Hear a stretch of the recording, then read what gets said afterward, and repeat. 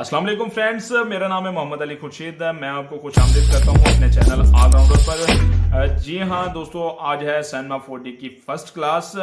तो भाई आज सैनमा 40 की फर्स्ट क्लास में सिर्फ हम सैनमा 40 का इंटरफेस जानेंगे और उसकी टूल्स के बारे में जानेंगे, टूल्स के नेम्स और टूल्स के वर्क करने के बारे में जानेंगे कि कौन सी टूल्स क्या वर्क करती है। और हम पैनल्स के बारे में जानेंगे कि इस पैनल में क्या वर्क होता है। और बहुत कुछ है आज की इस क्लास में। बहुत कुछ से मुराद बेसिक बहुत कुछ है, यानी कि स्टार्ट है अभी। कोई अभी हमने लंबी चौड़ी बात नहीं करनी, कोई अभी हमने डिटेल में इसमें बात नहीं करनी। तो सिर्फ स्टार्ट से लेकर चलेंगे, बहुत बेसिक से लेकर चलेंगे। तो स्टेप बाय स्टेप इंशाल्लाह मैं अपनी क्लासेस में आपको सब बातें क्लियर करता चलूँगा। तो चलते हैं हम अपने सैनमा 40 की तरफ। जी हाँ, ये सैनमा 40 का इंटरफेस। तो आप लोग देख ही रहे होंगे कि सैनमा 40 का इंटरफेस क्या है। तो फर्स्ट ऑफ ऑल हम इस टूल बार के बारे में बात करेंगे कि ये टूल बार कौन सी है और इसके अंदर कौन कौन सी टूल्स हैं और इसके अंदर क्या क्या वर्क होता है। तो फर्स्ट ऑफ ऑल हम आ जाते हैं। आप लोगों को यही पता होगा कि एंडो और रीडो टूल का क्या वर्क होता है। एंडो अगर नहीं पता तो मैं बता देता हूँ। एंडो टूल यानी कि कोई वर्क अगर आपसे कोई गलत हो गया हो तो उसको अंडू कर लें। और अगर रीडो टूल का काम ये है कि अगर कोई वर्क आप उस वर्क को दोबारा अप्लाई करना चाहते हैं तो रीडो टूल से अप्लाई हो जाता है। तो उसके बाद नेक्स्ट जो टूल आ जाती है वो आपकी आ जाती है live section tool. Live section tool ये दोस्तों जान ले, लाइव सेक्शन टूल उस वक्त हमारे काम आएगी, उस वक्त हम इसको काम में ला सकते हैं जब हम किसी ऑब्जेक्ट को एडिटेबल बनाकर उसके ऊपर वर्क कर रहे होंगे। ये लाइव सिलेक्शन टूल उस वक्त काम आएगी हमारे। तो लाइव सिलेक्शन टूल बहुत काम आने वाली है हमारे आने वाली क्लासेस में, हमारे वर्क में। तो नेक्स्ट आ जाते हैं हम मूव टूल। हमारी ये है हमारी मूव टूल। अगर हम पहले तो हम कोई ऑब्जेक्ट ले लेते हैं। फॉर एग्जांपल ये क्यूब ले लिया, ये है हमारी मूव टूल। मूव टूल्स ये है कि अगर हम अपने ऑब्जेक्ट को कहीं भी मूव करवाना हो, कहीं भी एरिया में मूव करवाना हो, अपने ऑब्जेक्ट को एक जगह से दूसरी जगह लेकर जाना हो या करना हो, तो इस मूव टूल के जरिए ये काम कर सकते हैं। तो दोस्तों मैं बता दूं आप लोगों को, ये 3-4 जो टूल्स हैं इनका बहुत ज़्यादा वर्क होने वाला है। इनका बहुत ज़्यादा काम होने वाला है, इनको बहुत ज़्यादा इस्तेमाल में लाने वाले हैं हम अपने वर्क में। तो नेक्स्ट आ गई हमारी स्केल टूल। स्केल टूल से मुराद कि हम अपने किसी ऑब्जेक्ट के साइज को छोटा बड़ा कर सकते हैं। साइज को क्या, हम विड्थ को भी छोटा बड़ा कर सकते हैं, हाइट को भी छोटा बड़ा कर सकते हैं। तो स्केल टूल भी बहुत ज़्यादा काम आने वाली है। तो नेक्स्ट आ गई हमारी रोटेशन टूल। रोटेशन टूल से मुराद हम अपने किसी भी ऑब्जेक्ट को, किसी भी करैक्टर को रोटेट करना हो या एनिमेट, ये रोटेशन टूल ज़्यादातर एनिमेशन में काम आती है। और ऑब्जेक्ट की up and down, right and back, तकरीबन साइड्स में काम करने के लिए बहुत ज़्यादा हमारे ये यूज़ होती है ये वाली टूल। तो उसके जो साथ है वो है रिसेंटली टूल, यानी कि ये वो टूल है इसके अंदर कोई भी टूल अगर हम इस्तेमाल करेंगे, अभी जैसे कि मैंने रोटेट टूल इस्तेमाल किया, स्केल टूल इस्तेमाल किया, मूव टूल इस्तेमाल किया, लाइव सेक्शन टूल इस्तेमाल किया, तो इसके अंदर वो एज अ हिस्ट्री के तौर पर वो टूल्स आ जाती हैं। और नेक्स्ट आ जाते हैं हम अपनी एक्सिस टूल के ऊपर, यानी कि एक्स एक्सिस, वाई एक्सिस, जी एक्सिस। ये तो आप जानते होंगे कि एक्स एक्सिस क्या है, वाई एक्सिस क्या है। तो ये तो आप लोग जानते होंगे। ये जो कोने हैं, जो ये आपको नज़र आ रहे हैं, मैं आपको दिखाता हूँ। ये वाले जो हैं ये ज़्यादातर ये हैं वाई एक्सिस, एक्स एक्सिस और जेड एक्सिस इनको कहा जाता है। तो उसके बाद आ जाते हैं हम रेंडर्स की तरफ, अपने रेंडर टूल्स की तरफ। एक है रेंडर व्यू, एक है फैनल रेंडर व्यू, और एक है सेटिंग, रेंडर की सेटिंग, यानी कि रेंडर को किस तरह हमने रेंडर करवाना है, अपने ऑब्जेक्ट को किस तरह क्या करना है, तो उसमें वो सेटिंग्स आ जाती हैं। फैनल रेंडरिंग का मतलब है कि हमने बस अब सेटिंग सारी कर ली है, अब हमने रेंडर करना है। तो रेंडर व्यू से मुराद जो हम अपना व्यू देखना होता है, हमने रेंडर करके कि भी हमने व्यू से मुराद कोई ऑब्जेक्ट को रेंडर करके देखना होता है कि यार हमारा ऑब्जेक्ट किस तरह से बना है, किस तरह दिखाई देता है। तो उस रेंडर व्यू को हम देखेंगे और यूज़ करेंगे। तो आगे आ जाता है जो हमारी टूल है वो आ जाती है पैरामेट्रिक्स टूल्स, यानी कि क्यूब्स। इसके अंदर बहुत ज़्यादा पैरामेट्रिक्स हैं। क्यूब हो गया, कौन हो गया, सिलेंडर्स हो गया। ये हम अपने किसी भी ऑब्जेक्ट को, किसी भी करैक्टर को, किसी भी मॉडल को, ज़्यादातर मॉडल्स, कोई भी मॉडल ले लें, अब हमारे बहुत ज़्यादा काम आने वाले हैं मॉडल्स में ये वाली टूल। तो इनको हम किसी भी कैप्सूल को ले लो या किसी भी क्यूब को ले लो, यानी कि बहुत ज़्यादा वर्क देने वाला है हमें ये वाली टूल। तो नेक्स्ट आ जाती है हमारी पेन टूल। पेन टूल से भी हम बहुत ज़्यादा वर्क लेंगे अपने मॉडल में। जब हम कोई मॉडल बनाएंगे, कोई करैक्टर बनाएंगे, उसमें ये पेन टूल बहुत ज़्यादा काम आएगा। इसमें बहुत ज़्यादा चीज़ें हैं, आर्क है, स्टार है, टेक्स्ट भी हम इसके अंदर एनिमेट कर सकते हैं, टेक्स्ट भी क्रिएट कर सकते हैं। तो दोस्तों बहुत ज़्यादा ये काम आएगा। और नेक्स्ट आ जाती हैं डिफेंडर टूल्स। डिफेंडर टूल्स और डिफेंडर टूल्स का काम है कि किसी ऑब्जेक्ट को स्प्लिंट करना, यानी कि सब डिवीजन का काम है इसके अंदर। ये दोनों टूल्स जो हैं आगे वाली, ये सब डिवीजन या स्प्लिंट में काम आने वाली हैं। उसकी जो नेक्स्ट टूल है वो है मॉडिफायर टूल। दोस्तों मॉडिफायर टूल, मॉडिफायर से मुराद, मॉडिफायर के नाम से ही आपको पता चल रहा होगा कि मॉडिफाई करना, किसी चीज़ को मॉडिफायर करना, यानी कि हम अपने ऑब्जेक्ट को अगर मॉडिफाई करेंगे तो ये वाली टूल्स उस वर्क में, उस काम में बहुत ज़्यादा यूज़ होने वाली है। तो मॉडिफायर टूल्स में बहुत ज़्यादा चीज़ें हैं। जब मैं आगे वर्क करूँगा अपनी क्लासेस में, आपको करके दिखाऊंगा, तो उसमें ये इन सब चीज़ों का यूज़ होने वाला है। तो टेंशन ना लें, सब चीज़ें होंगी, तसल्ली से होंगी और सुकून से होंगी। तो ऐसा ऐसा करके स्टेप बाय स्टेप मैं आपको समझाऊंगा। तो साथ ही आ जाती है फ्लोर टूल। फ्लोर टूल हमारे एनिमेशन और एनिमेशन के लिए बहुत ज़्यादा यूज़ होती है। हम अपने ऑब्जेक्ट को एनिमेट करवाना हो हमने ऑब्जेक्ट को, तो उसमें ये फ्लोर टूल में काफ़ी सारी चीज़ें, स्काई टूल, वेदर, काफ़ी सारी चीज़ें, इन्वायरमेंट और काफ़ी सारी चीज़ें ऐसी हैं जो हमारे इस टूल में हैं। तो बहुत ज़्यादा वर्क देंगी हमें, बहुत ज़्यादा हमारे यूज़ में आएंगी हमारे वर्क में। तो जब हम किसी चीज़ को एनिमेट करवाएंगे, किसी ऑब्जेक्ट को या किसी कैरेक्टर को एनिमेट करवाएंगे, तो उसमें ये बहुत ज़्यादा इस्तेमाल होंगी।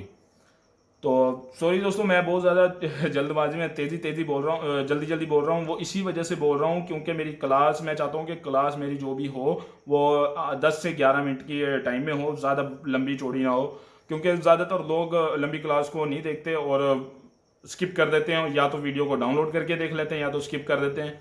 क्योंकि इसी वजह से मैं बहुत जल्दी बोल रहा हूँ। तो माइंड ना करना, मुझे उम्मीद है कि आप लोगों को मेरी बातें समझ आ रही होंगी कि मैं क्या कहना चाह रहा हूँ। अगर नहीं समझ आ रही होगी तो मेरी वीडियो को दोबारा प्ले करके देख लेना और बैक करके देख लेना कि भाई मैं क्या कह रहा हूँ और कौन सी टूल का क्या वर्क है और ये टूल क्या वर्क करती है। तो नेक्स्ट आ जाता है हमारा कैमरा टूल। कैमरा टूल बड़ा काम की टूल है यार। ये कैमरे के बारे में मैं अपनी क्लासेस जो आने वाली हैं उसमें बड़ा ये यूज़ होगी। जब हम किसी चीज़ को एनिमेट या रेंडर या 3D में या 4D में रेंडर करेंगे तो उसमें बहुत काम आने वाले। कैमरा में target camera, stereo camera, motion camera और कैमरा क्रेन है। तो बहुत ज़्यादा काम आने वाला है ये कैमरा टूल भी। तो अपने जैसे हमारी क्लासेस आएंगी उसमें जो वर्क करेंगे, इंशाल्लाह मैं अपने वर्क के साथ साथ जो मेरी टूल, जो मेरे ऑप्शन या जो मेरी चीज़ें रह गई हैं उन सब के बारे में मैं ऐसा ऐसा आप सबको क्लियर करता जाऊंगा। तो उसके बाद आगे नेक्स्ट आगे लाइट का भी आपको पता है, जब हम किसी चीज़ को 3D या 4D में व्यू करना हो, किसी डार्क या सेम कलर की चीज़ को हम जब व्यू करना हो तो उसमें लाइट्स का बहुत काम आता है। क्योंकि लाइट्स का हमें शेडो, उसमें जब हम सेम कलर का कोई ऑब्जेक्ट बनाते हैं, यानी कि सिंक, मिसाल ले लो, मुझ पे ले लो, अगर जब तक मेरे पे रोशनी नहीं आएगी, यानी कि मेरे सर पे रोशनी नहीं है, तो तब तक मैं आपको नज़र नहीं आ सकता। तो इसका भी यही काम है कि किसी ऑब्जेक्ट के ऊपर रोशनी लगानी है, किसी ऑब्जेक्ट के ऊपर लाइट का वर्क करना है, तब तक वो ऑब्जेक्ट नज़र नहीं आएगा सेम कलर में या किसी भी चीज़ में। मतलब जब हम यार मैं आपको इंशाल्लाह अपने जो भी आने वाली क्लासेज हैं उनमें मैं आहिस्ता आहिस्ता सब चीज़ें आपको क्लियर करता जाऊंगा और लाइट्स के बारे में भी आपको पूरी डिटेल से बताऊंगा। कोई टेंशन नहीं लेनी, कोई कुछ नहीं करना। अगर मैं जल्दी में आप सब लोगों को बता रहा हूँ या जल्दी बोल रहा हूँ तो भाई इसी वजह से बोल रहा हूँ, जो वजह मैं पहले आपको बता चुका हूँ। तो इस चीज़ की कोई टेंशन नहीं लेनी। इंशाल्लाह जैसे जैसे मैं वर्क करूँगा अपनी क्लासेस में, वैसे वैसे मैं हर चीज़, हर टूल के बारे में क्लियर करता जाऊँगा। तो नेक्स्ट चलते हैं हम अपनी पैनल्स की तरफ, वर्क पैनल्स की तरफ, कि कौन सा पैनल क्या काम करता है और कौन सा पैनल क्या करता है। तो चलते हैं हम अपने पैनल्स की तरफ। तो दोस्तों ये है हमारा ऑब्जेक्ट मैनेजर। ऑब्जेक्ट मैनेजर से मुराद यानी कि कोई भी ऑब्जेक्ट, फॉर एग्जांपल, एक मिनट पहले मैं तो इनको क्लोज कर दूं, इनको क्लोज कर दूं और मैं एक चीज़ आपको दिखाना चाहता हूं। फॉर एग्जांपल जैसे कि ये हमारा कोई ऑब्जेक्ट है, मैंने ऑब्जेक्ट ये यहाँ लिया है तो हमारा ये यहाँ भी शो हो रहा है, यानी कि ये ऑब्जेक्ट मैनेजर है। ऑब्जेक्ट मैनेजर से मुराद कोई भी ऑब्जेक्ट के ऊपर जो हम वर्क करेंगे वो हमें यहाँ दिखेगा। वो हमें यहाँ दिखेगा। कोई भी ऐसा वर्क करेंगे, इसको एनिमेट करेंगे, एनिमेट से बाद की बात है, अगर हम इसको मॉडल बनाएंगे, इसको क्रिएट करेंगे या किसी इसको इफेक्टिव चीज़ बनाएंगे, कोई मॉडल बनाएंगे, तो हमें वो चीज़ें वो जो भी हम वर्क करेंगे वो हमें यहाँ शो होता रहेगा। ऑब्जेक्ट मैनेजर के बारे में बहुत सारी डिटेल है, इसके बारे में मैं इंशाल्लाह आपको अपनी आने वाली अगली जो क्लास है उसमें पूरी डिटेल से बताऊंगा कि ऑब्जेक्ट मैनेजर है क्या। तो इसके अंदर जो ये टेबल्स हैं, ये जो और ऑप्शंस हैं, इसके अंदर जो और मेन्यूज़ हैं, टेबल्स हैं, कंटेंट है, ये कंटेंट ब्राउज़र है और ये स्ट्रक्चर है, सब चीज़ें इंशाल्लाह मेरी जो आने वाली अगली क्लास है उसके बारे में पूरी डिटेल से मैं आपको बताऊंगा ऑब्जेक्ट मैनेजर के बारे में। तो नीचे आ जाए, नीचे वाले पैनल में, तो नीचे वाले पैनल में आ जाएं आप। नीचे वाला पैनल जो कहलाता है एट्रीब्यूट्स, एट्रीब्यूट पैनल कहलाता है, यानी कि एट्रीब्यूट से मुराद हमारा कोई भी ऑब्जेक्ट होगा उसकी प्रॉपर्टीज, यानी कि उसकी स्केल, उसका विड्थ, उसकी हाइट, सब चीज़ें हमें यहाँ शो होंगी। यानी कि हम यहाँ से अपने जो ऑब्जेक्ट होगा उसको क्रिएट कर सकेंगे, उसको एक शेप दे सकेंगे, उसकी एक मॉडलिंग बना सकेंगे, तो वो सब कुछ यहाँ से होगा। इसको कहते हैं एट्रीब्यूट। लेयर तो आपको पता है, एडोब फोटोशॉप में जैसे हम लेयर्स पे वर्क करते थे, लेयर बनाकर, तो हम अपने वर्क को और ज़्यादा आसान करते थे और ज़्यादा क्लियर करते, तो इसमें भी ऐसा ही होगा।